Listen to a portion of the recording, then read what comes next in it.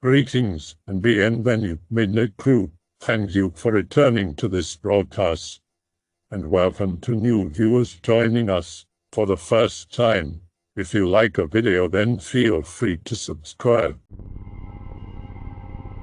Alright lads, I don't really believe in the paranormal, but there's a family story that involves me as the catalyst about a supposed hostile entity that plagued everyone around me as a child.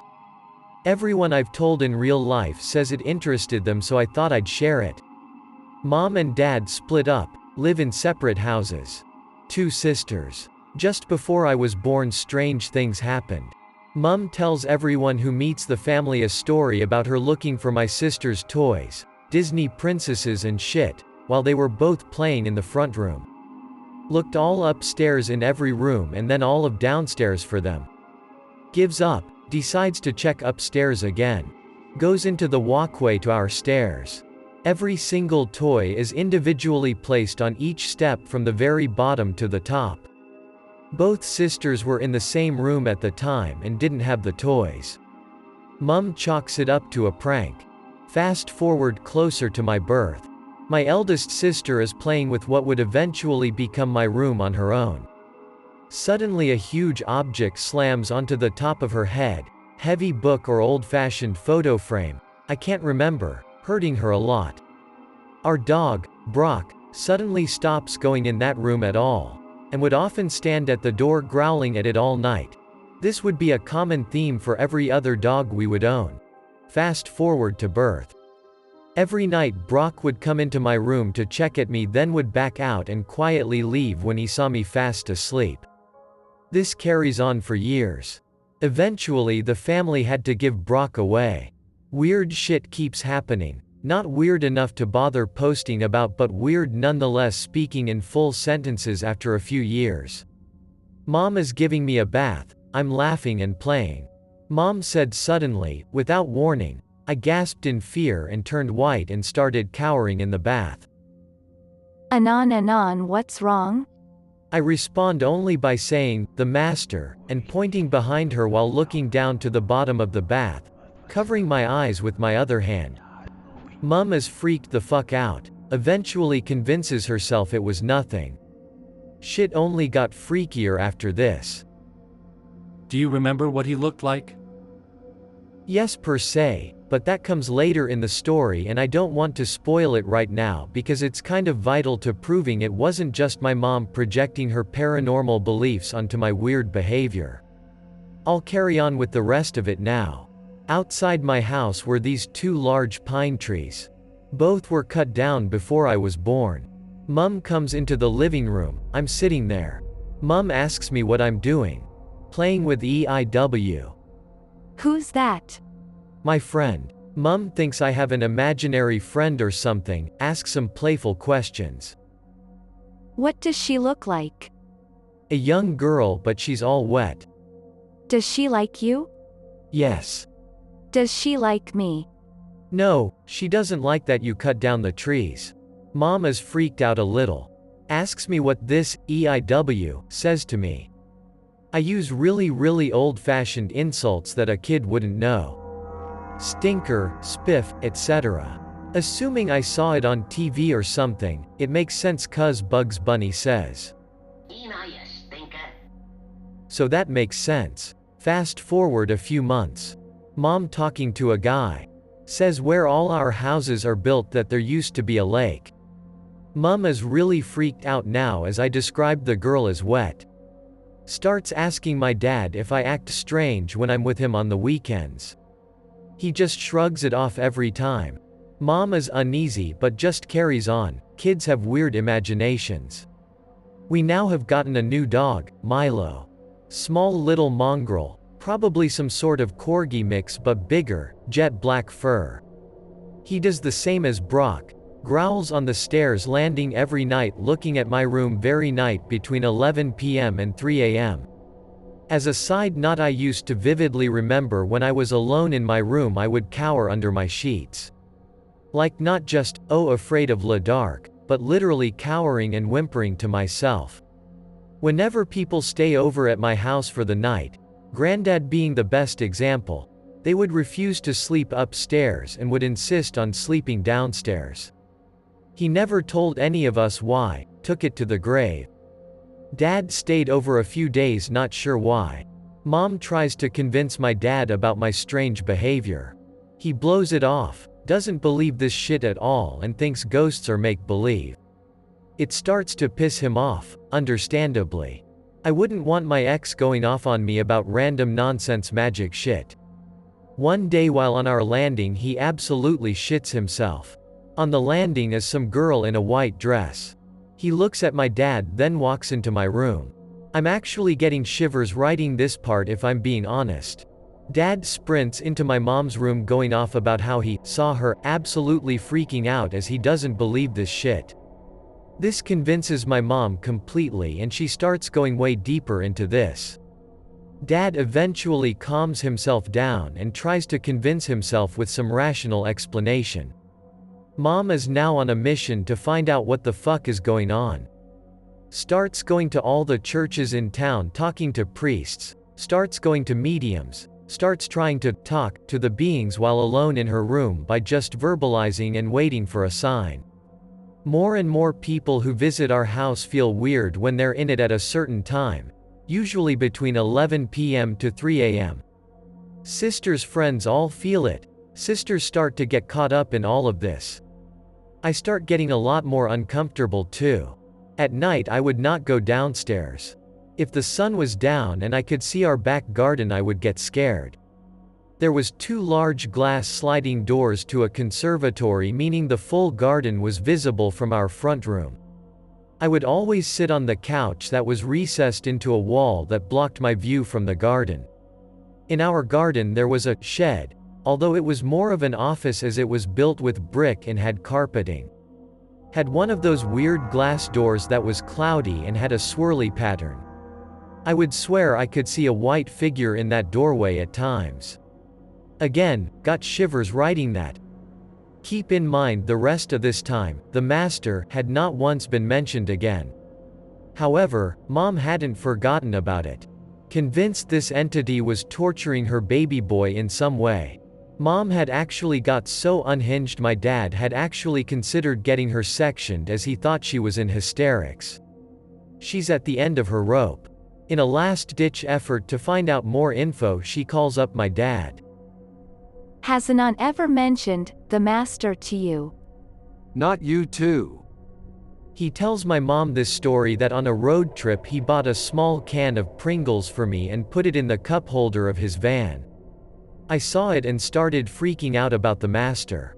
Dad was confused until he figured it out, the Pringles man. This sounds dumb, but actually visualize this in your head. Pasty white skin, tiny beady black eyes, large mustache. The mascot itself isn't scary, but it clearly triggered something in my mind that made me think of the master. Funny thing is, when I talk about that story in the bath, I actually do remember it, but as this Anon asked, Do you remember what he looked like? If I remember what he looked like, I don't, because in my memory there is nothing there. I literally have the memory of me cowering in fear, crying and pointing to nothing. I forgot to mention when I said that I was pointing to the air basically, so this thing I could apparently see must have been really fucking tall, literally towering over us in the room. So basically imagine some tall, pasty white-skinned creature with tiny black eyes or something. That's the closest thing I can assume the master looked like. It sounds stupid, I know, but at the time the fear was real. Mom is now convinced completely, and goes on a rampage. Completely tears apart the bathroom door. Keep in mind she's a small woman, screaming. Just fucking stop. Into the air. Door was literally destroyed, she had to pay for a new one. That's how pent up with anger and fear she was. I'll write more later if anyone's interested and will answer questions, clear up shit in the meantime. So it no longer affects you? If any of my family openly talked about it, stuff would happen again, mainly with the E.I.W thing, which I'll elaborate on later or tomorrow when I'm at work, because I didn't go into detail on that shit enough. The air would get cold, People would feel uncomfortable and I in particular would get a weird feeling of being watched. Also every night at 11 p.m. to 3 a.m. there would always be an off feeling. As I became a teenager I did more and more all-nighters downstairs, and by 3 a.m. my heart would race and I would try to sit out the hour trying my best to pretend it wasn't 3 a.m. But I still had this horrible feeling and would refuse to look out into the garden still. To go off on a tangent, I once had an episode during the daytime that I didn't tell my family about because it would just stress my mum out, but I looked out our kitchen window into the garden and I felt like someone was stood right there looking at me. Similar to how I described being able to see the master but also seeing nothing at the same time. I froze in place just staring at this fixed spot, like I was looking at someone who was scowling at me or mad at me. We have all moved house, so I guess it didn't affect me now, but there was some off shit about that place. People would still hate being at our house at night if they stayed overnight, and almost everyone hated our garden at night. Shit, forgot to mention my other dog Willow we got when I was 11, she's a black lab. She wasn't very vocal, but she was the exact same with my room apart from the barking. She often sits next to Milo while he growls at my door. I moved into my eldest sister's room by the way once she moved out, so I would always close the door, but sometimes it would randomly be open. I once tried to bring Willow in and her limbs became ridged and she dug her claws into the laminate floor and sucked her rear end and tail under herself, which dogs usually do when they're really afraid. Says where all our houses are built that there used to be a lake. I hope you had flood insurance. I don't know if it was true, but for what it's worth I think he may have been confused with another stretch of field land that was behind our house. In the middle of it there was this small but really deep and overgrown lake with foliage all around it, but the rest of the field was completely empty. Maybe pond would be more accurate, but it was slightly too big to consider it that, but it was there nevertheless. When I was a kid, my parents bought me one of those Play Doctor toy sets. On the front of the box there was a face that looked extremely similar to the Pringles logo. It's hard to explain. I think it was supposed to look like a doctor, but in my head something kept telling me what was on the box was God, and the box had a really powerful aura, an energy radiating from it. I don't know how to explain it, but I just had a really strong unexplainable that what I was seeing was God. I would have been anywhere from 5 to 8 when this occurred, so it's bizarre to me that I still remember it. Don't know if this is related or not, but yeah, freaky shit. If the master is God, that's a bad sign for me. My mum would joke that I must be the Antichrist with all the weird shit that happened, because apparently the Catholic Church said the Antichrist would be born the same year I was or something, lol, not sure how right she was about that one. Would explain why I feared him, but I don't think it's related. Or maybe it's the same archetypal force? A demon or whatever. I'm not saying I saw God. I'm saying I interacted with something that claimed to be God. Maybe. I don't really believe this stuff anymore, just felt like sharing the story as it gives some people a kick. Still, I can't deny the power of the fear I felt. If you told younger me it was a demon, I'd have believed you. It's just local spirits messing with you, either remnants of the past history of your location, or just some spirits that reside in your general location. Your experiences aren't that unique. My father experienced similar things with his siblings, and I experienced similar things, although they were of a more positive nature. It's more of a sign that you have an affinity for spiritual matters just by the fact that you find significance in it. If you are religious, consider if you are called to a clerical role in that religion, but make sure it's not a corrupted variant. If you are Catholic, make sure you go tradcat, for example. I'm going to bed now. If the thread is still alive tomorrow, I'll continue the story and answer questions. Made a trip so some friends don't pretend to be me and spread BS. Why were they so mean, and why did he give himself such an ominous name as the Master? Also, there's another part of the story that might change your mind on that. If you're still here tomorrow, I'd like to hear your opinion on it. To spook you, of course, it's fun for them. Or it could have been a lead butler who passed away, or a slave owner or something. If it was a demonic entity, they would be a lot more incessant and prevalent throughout your life, a lot more direct about who they are, and have ulterior motives in contacting you. Demonic entities don't leave the influence of your life until you directly cut them off and stop feeding them attention in your mind. So if you didn't physically see it, how did you then? Was it like an image in your mind, or did you just feel that it looked like that? I have heard of images being placed into a person's mind without them thinking of it, almost as if put there by something else. Sorry if this doesn't make sense. I think so, although the concept was very abstract in my mind. I can't visualize it, but it was like I knew the specific place the entity was standing and knew when it was looking back at me. I think as I've become an adult, I've just forgotten what I have seen. Pick related is the closest I can guess as to the size and appearance of the master. It's very crude but gives a rough outline, I guess, and it doesn't exactly look creepy. As for E.I.W, I have a more accurate idea of what she looked like as I described her as a child and my dad allegedly saw her. Long brown or black hair, short, probably between 10 to 13, maybe 14, wearing a long white dress of some sort. What were the ages of the sisters when you were born? Not a Discord mod, I ask, cause I grew up in a haunted house and the ghost went fucking berserk when my big sister hit puberty. We had to move out, cause it got dangerous, throwing knives around. There is a well-documented link between paranormal activity, especially poltergeists like ours, and girls approaching puberty. Nobody really knows why. Maybe ghosts are Discord mods. They were both children. Okay, so this part is after all the master business and the part one was alluding to.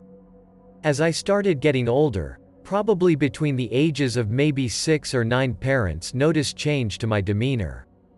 Always seemed sad, went from really chatty to really quiet. Would never want to sleep alone, used to rather sleep on the hard floor than my room. I personally notice my mind has much more violent and aggressive tendencies. Obviously my idea of this was a lot more simple as a child. Start to fully believe there was something wrong with me and that I was a bad person because I wanted to hurt people. Mum decides to try and fix this by spending nights talking to me about things that make me happy. I'd talk about wanting a farm with animals in the middle of nowhere, a cottage, etc. Helps a little. I'll note here I stopped believing in God by the age of about 7 or 8 after something happened to my family that isn't really involved in all of this, so I won't say as it's really personal. I used to pray at night when I was most distressed as I grew up Catholic, so it was the only coping mechanism I knew. It would soothe me a little, but it would mainly just be me pleading to God to show me a sign He was real and that I was a good person.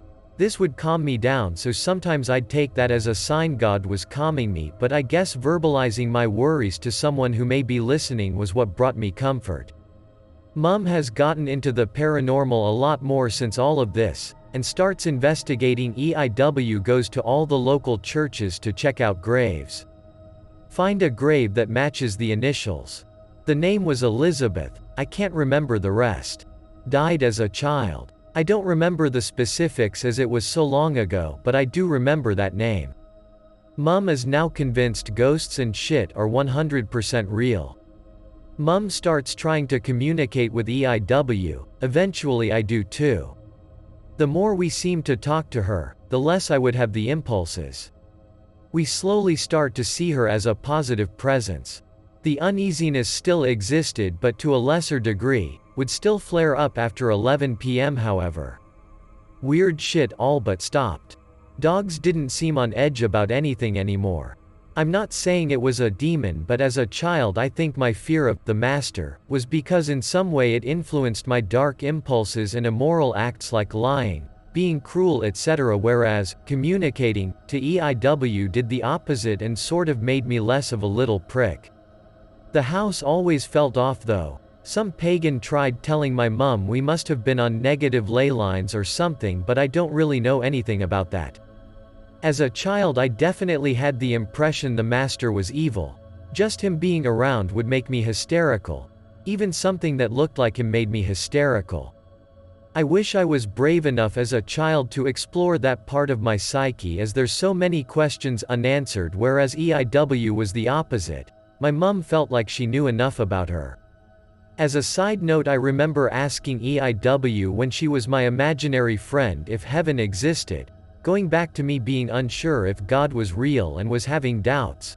But I got really upset because she got upset and replied, I don't know.